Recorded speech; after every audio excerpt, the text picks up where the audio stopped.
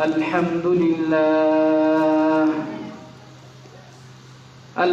لله نحمده ونستعينه ونستغفره ونؤمن به ونتوكل عليه ونعوذ بالله من شرور أنفسنا ومن سيئات أعمالنا ونعوذ بالله من شرور أنفسنا ومن سيئات أعمالنا ونعوذ بالله من شرور أنفسنا ومن سيئات أعمالنا من يهده الله فلا مضل له ومن يضلله فلا هادي له ونشهد أن لا إله إلا الله وحده لا شريك له ونشهد أن سيدنا وسندنا وحبيبنا ومولانا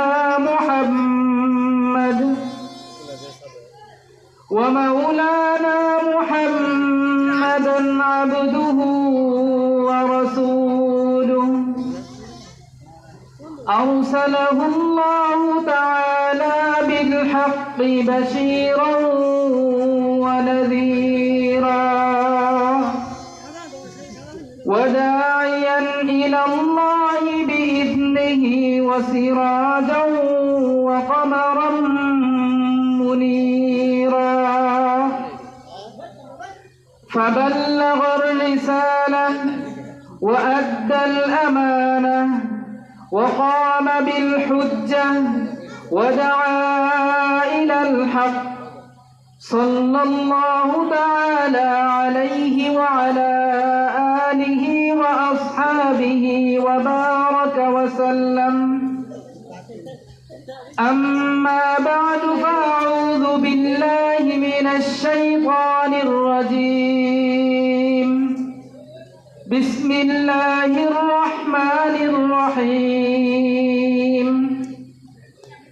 إن الذين قالوا ربنا الله إن الذين قالوا ربنا الله ثم استقاموا تتنزل عليهم الملائكة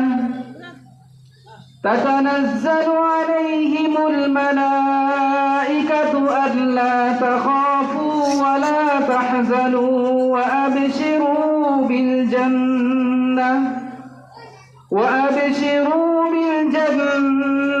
التي كنتم توعدون وقال رسول الله صلى الله عليه وسلم في شأن الجنة فيها ما عين رأت ولا أذن سمعت ولا خطر على قلب بشر أو كما قال عليه الصلاة والسلام সবাই দুরূদ শরীফ পড়ি আল্লাহুম্মা সাল্লি আলা সাইয়্যিদিনা মুহাম্মাদ ওয়া আলা আলি মুহাম্মাদ কামা সাল্লাইতা আলা ইব্রাহিম ওয়া আলা আলি ইব্রাহিম ইন্নাকা হামিদুম মাজিদ।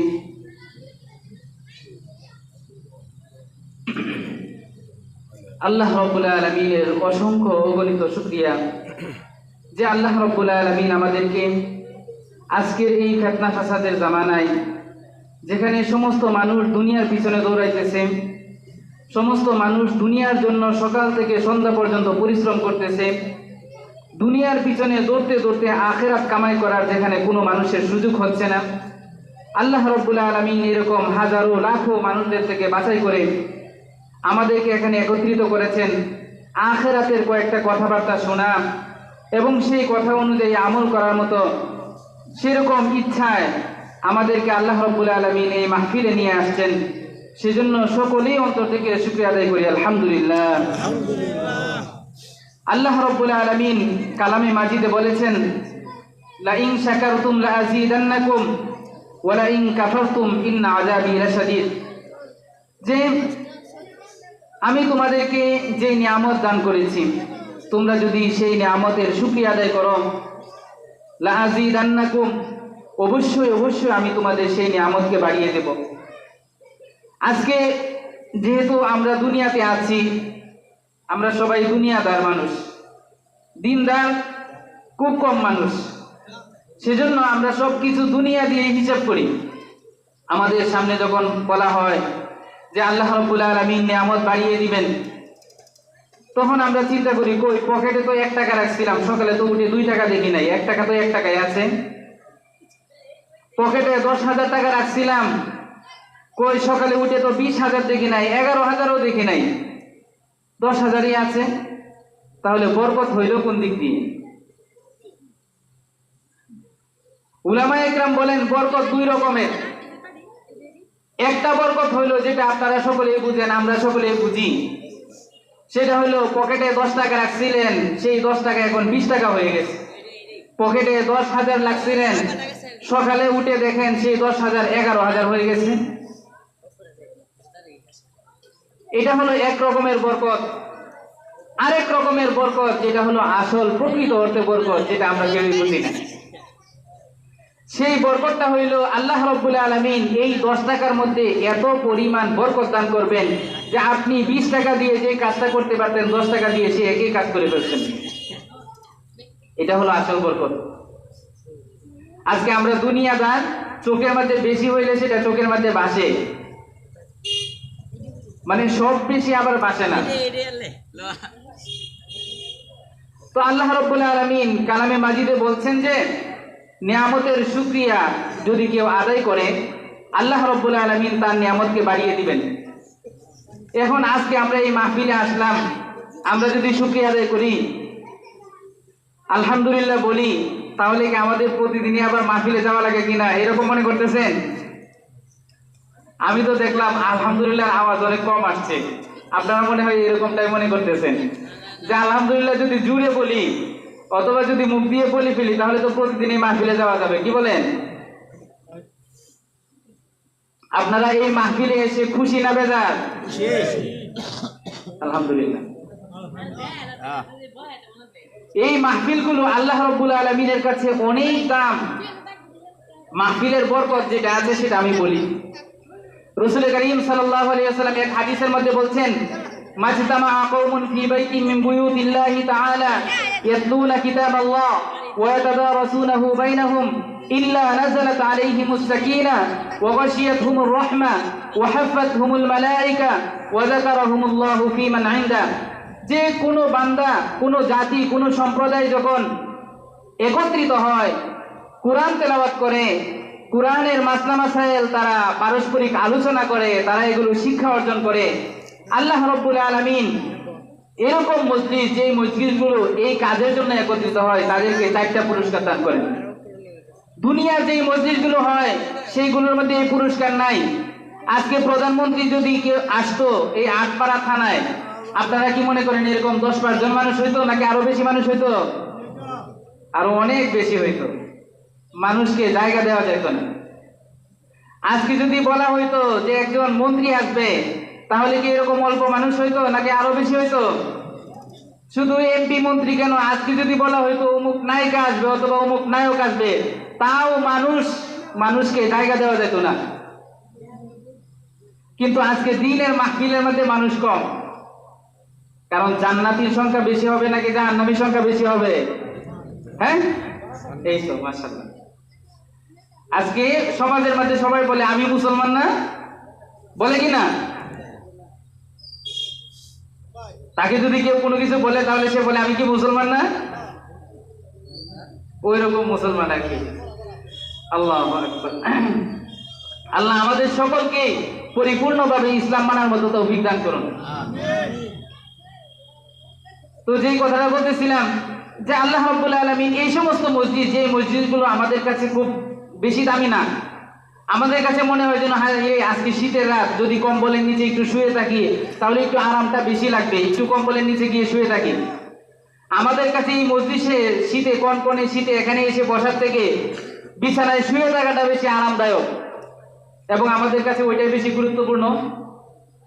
শুধু এতটুকু কেন, আজকে আপনাদেরকে দেখেন কত সুন্দর বিছানার ব্যবস্থা করছে, উপরে সামিয়ানার ব্যবস্থা করছে, অনেক চায়ের স্টলের সামনে দেখেন বেঞ্চ ফেলে রাখছে, টেবিল ফেলে রাখছে, একেবারে খোলা আকাশের নিচে বসে বসে চা খাইতেছে আর সিনেমা দেখতেছে। সেখানে মানুষকে মানে এত পরিমাণ মানুষ যে চা দিয়ে কুল পাচ্ছে না।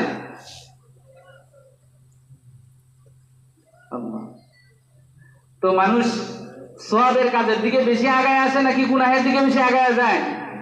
গুনার দিকে বেশি আগায়। কিন্তু এই সব কিছু সত্ত্বেও যেখানে সমস্ত মানুষ গুনাহের দিকে দৌড়াইতেছে, সমস্ত মানুষ দুনিয়ার দিকে দৌড়াইতেছে, সেখানে যেই মানুষগুলো আল্লাহর জন্য একত্রিত হবে, দ্বীনের বাণী শোনার জন্য একত্রিত হবে, রাসূল করিম সাল্লাল্লাহু আলাইহি ওয়াসাল্লাম বলছেন আল্লাহ রাব্বুল আলামিন তাদেরকে 4টা পুরস্কার দান করবেন। ইল্লা নাযালাত আলাইহিমুস সাকিনা, আল্লাহ রাব্বুল আলামিন তাদের উপর সকিনা নামক বিশেষ রহমত অবতীর্ণ করবেন।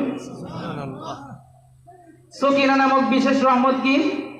উলামা একরাম বলেন, এক লোক বাড়ি থেকে বের হইছে, এসার পরে শুইছিল যে চোখ দিয়ে ঘুম আসে না, ঘুমের ট্যাবলেট খায় নাই, ঘর থেকে বের হইছে যে ফার্মেসি থেকে একটা ট্যাবলেট নিয়ে আসি তাহলে মনে হয় ঘুম ধরবে। মসজিদের পাশ দিয়ে রাস্তা, মসজিদের পাশ দিয়ে যাইতেছে, মসজিদের দিকে তাকায় দেখে সামনে 10 জন মানুষ বসা, আরেকজন মানুষ দাঁড়ায় দাঁড়ায় কথা বলতেছে। যে 10 জন বসা 5 জনের মাথায় নিচের দিকে, 5 জনেই ঘুমাইতেছে, আর 5 জন যে কথা বলতেছে তার দিকে তাকায় আছে। এই লোক বলতেছে, কি রে, আমি এতক্ষণ পর্যন্ত কম্বলের নিচে শুয়ে থাকলাম, আমার ঘুমে ধরে না, আর এই লোকগুলো এরকম কনকনে শীতের মধ্যে বসে আছে, মসজিদের মধ্যে বসে আছে, এরা এরকম বসে বসে ঘুমাইতেছে।